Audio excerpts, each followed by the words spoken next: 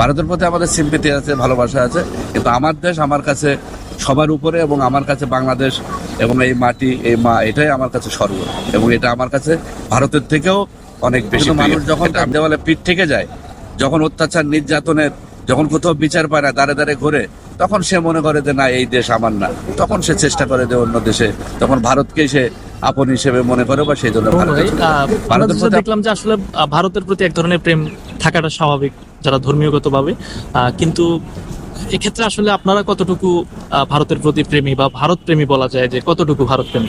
ভারত প্রেমী বলতে কি, ভারত তো আমাদের ভারতবর্ষই তো ছিল, আমরা সেখান থেকে পাকিস্তান, সেখান থেকে আমরা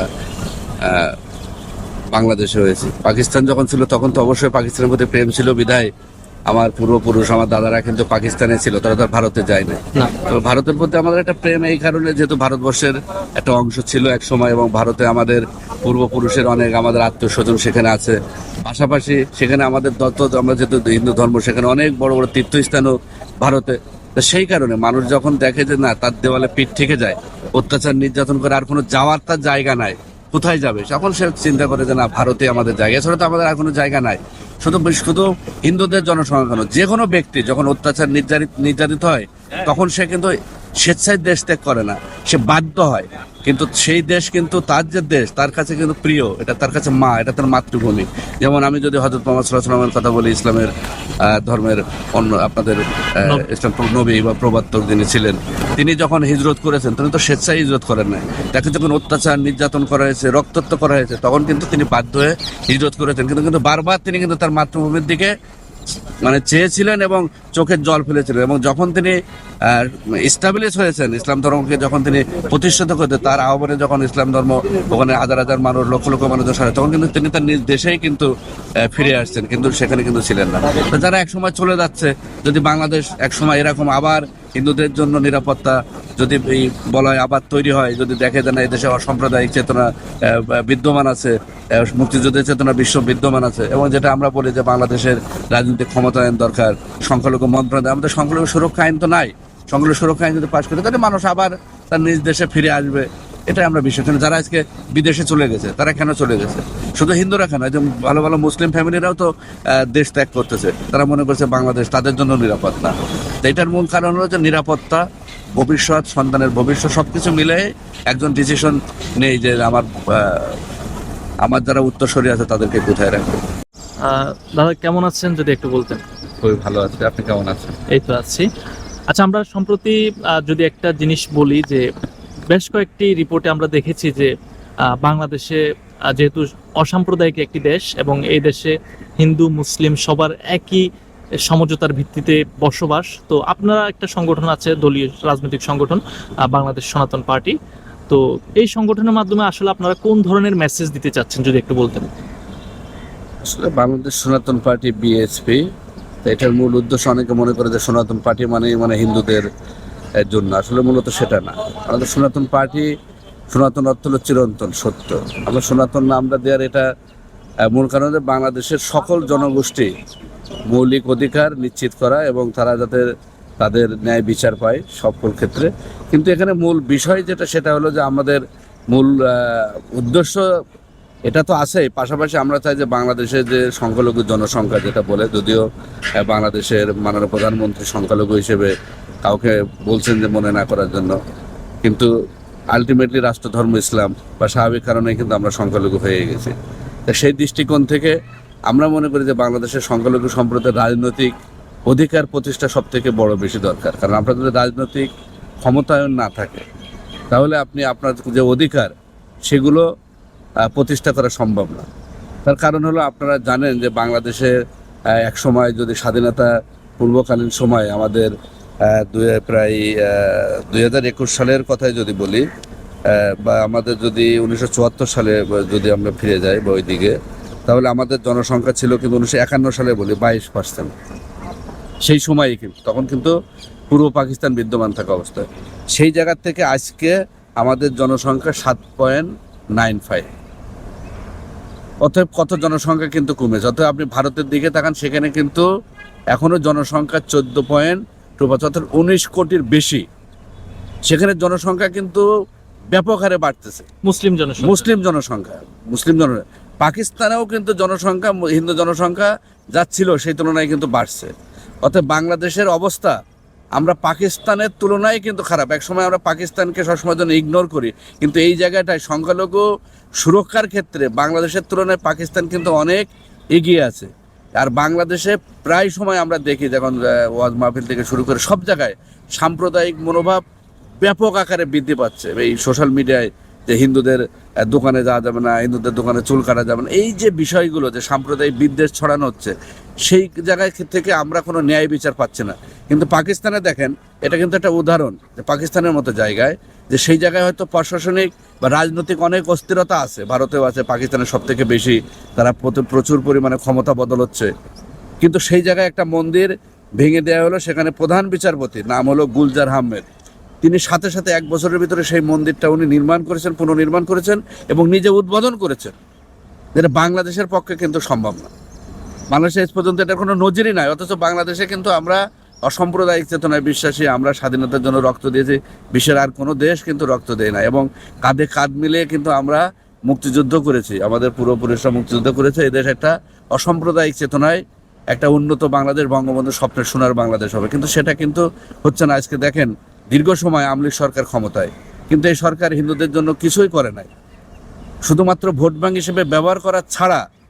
আপনারা বলবেন, হয়তো অনেকে বলে বিভিন্ন সময় যে সচিবালয়ে গেলে হিন্দুদের দেখতে পায়, এখনও 17 জন এমপি, 17 জন বা 18 জন যারা এমপি, তারা তো হিন্দু এমপি না, তারা তো আওয়ামী লীগের এমপি। তা আওয়ামী লীগের এমপিতে তো হিন্দুদের উন্নয়ন হচ্ছে না, তারা তো হিন্দুদের কথা বলছে না, তাদের হিন্দুদের উন্নয়নের কথা তারা বলছে না, কারণ তারা আওয়ামী লীগের লেজুর ভিত্তি করছে এবং সংসদে গিয়ে আওয়ামী লীগের গুণগান করছে। ঠিক একই সময় 2001 সালে যে বিভীষিকাময় নির্যাতন সংখ্যালঘুদের উপরে হয়েছে, আপনি জানেন বা আপনার কাছে তথ্য আছে, বা আপনি যদি সাংবাদিকতা করেন, আপনাদের মাধ্যমে আমরা দেখেছি যে কিভাবে তাণ্ডব চালানো হয়েছে। তখন কিন্তু যারা আওয়ামী লীগের এমপি ছিলেন, তারাও কিন্তু হিন্দু ছিলেন, কিন্তু তারা আওয়ামী লীগের এমপি ছিলেন বিধায় তারা বলছে যে বাংলাদেশে কোনো সংখ্যালঘু নির্যাতন হয় নাই।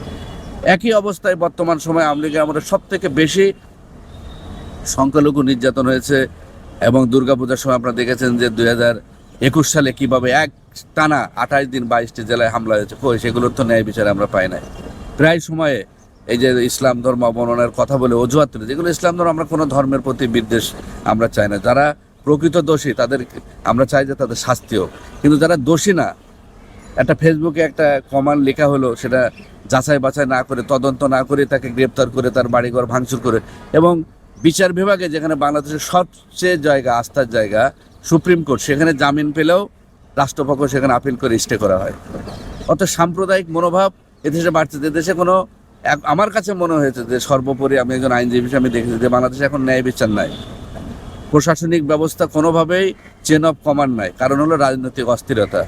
একটা দল ক্ষমতায় টিকে থাকতে চায়, আর একটা দল ক্ষমতায় যাওয়ার জন্য তারা মতহারা। কিন্তু তাদের এদেশের সংখ্যালঘুরা কি অবস্থায় থাকলো, এদেশের সাংবাদিকরা কিভাবে থাকলো, এদেশের দ্রব্যমূল্য যে বাড়ছে সেই বিষয়ে, এখন ডেঙ্গুর সময়, এই সময় থেকে শুরু করে আপনার কুরবানির ঈদের পরপরই দেখবেন যে মহামারী আকারে ডেঙ্গু হয় এবং মানুষ সবসময় আতঙ্কে। আমি নিজে আতঙ্কে থাকি, আমার জন্য না, আমার বাচ্চাদের জন্য, কারণ আমার বাচ্চা একবার ডেঙ্গু হয়েছে, সে আইসিইউ পর্যন্ত নিতে হয়েছে। তো সেই বিষয়ে সরকারের কোনো ধরনের পদক্ষেপ আমরা কিন্তু দক্ষিণ সিটিতে, উত্তর সিটিতে আমরা দেখছি বিভিন্ন, দক্ষিণ সিটিতে আমরা সেই ধরনের পদক্ষেপ, আমরা উত্তর দক্ষিণ বুঝি না। আমরা চাই এদেশে নিরাপত্তার সাথে সুন্দরভাবে আমরা বাঁচতে, কিন্তু বাংলাদেশে রাজনৈতিক অস্থিরতা যেমন আছে, বিচার বিভাগ স্বাধীনভাবে কাজ করতে পারছে না, সেটা তো আপনারা নিজেই দেখেছেন যে দেশের প্রধান বিচারপতি কেউ পর্যন্ত তার মেয়াদ শেষ না হওয়া পর্যন্ত তার সেখান থেকে বেরোয়। এটা তো বিচার বিভাগকে একদম হস্তক্ষেপ, এটা খুব সহজেই বোঝা যায়।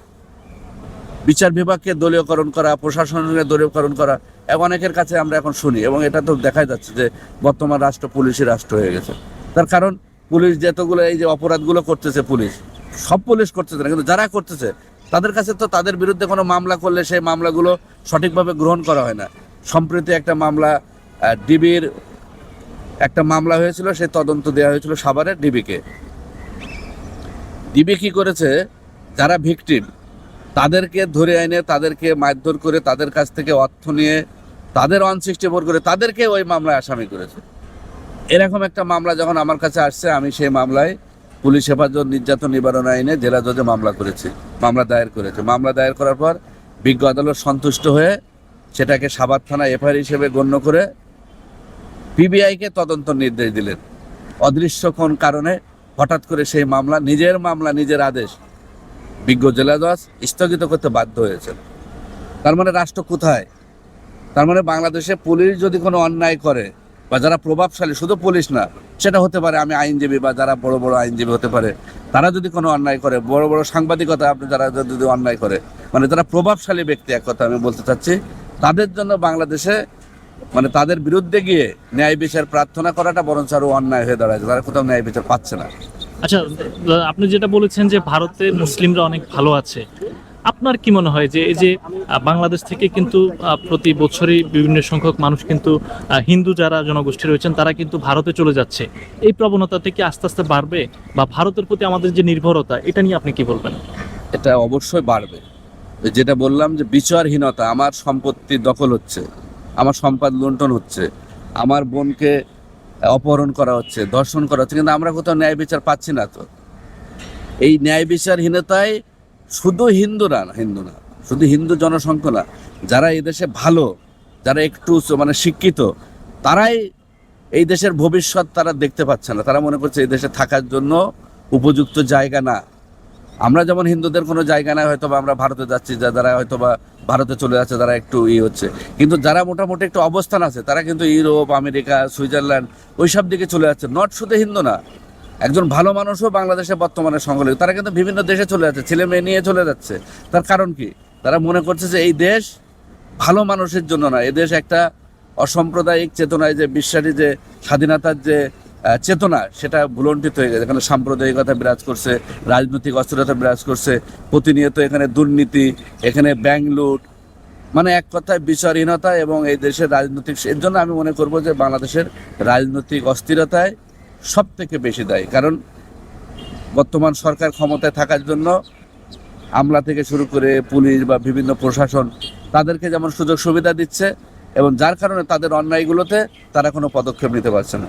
আবার বাংলাদেশের শক্তিশালী বিরোধী দল নাই, তারা সেভাবে মাঠে নামতে পারছে না। তাদের রাজনৈতিক অনেক হয়তো ভুল ত্রুটি থাকতে পারে, যে তাদের রাজনীতি নিয়ে কথা বলা আমি মনে করি যে সেই কারণে শক্তিশালী বিরোধী দল না থাকার কারণে এই দল টিকে থাকার জন্য এই যে আমলা থেকে শুরু করে প্রশাসন তাদের উপরে নির্ভর হয়ে গেছে। তাদের দ্বারা কিন্তু সরকারের তো সেইভাবে আমি মনে করি যে একমাত্র শেখ হাসিনা ছাড়া বাংলাদেশে আওয়ামী লীগের আর কারোর জনপ্রিয়তা নাই। যদি সঠিক ভোট হয় তো অনেকেই ফেল করবে, কিন্তু আমিও গতবার নির্বাচন করেছি, তার আগের বারও নির্বাচন করে আমরা দেখেছি মানুষ ভোটের প্রতি কোনো মানে নাই, স্বতঃস্ফূর্ত নাই, অনীহা আছে।